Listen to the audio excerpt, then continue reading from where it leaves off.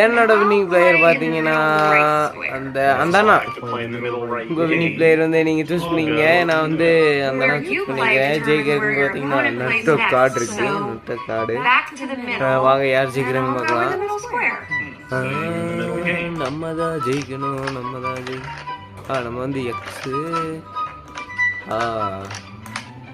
ஃபீடாக போகுது மேட்ச். வந்து போக ஃபீடாக போகுது.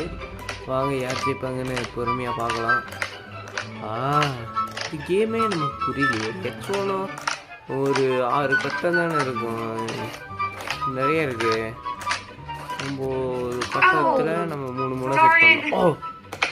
ஓ 3 செட் பண்ணி அது மேலே ஒரு பெருசாக வைக்கணும். அதான் கேமா. ஓகே. அந்த அக்கா ஒன்று எடுத்துட்டாங்க. 2 எடுத்துட்டோம். 2 எடுத்தேன்.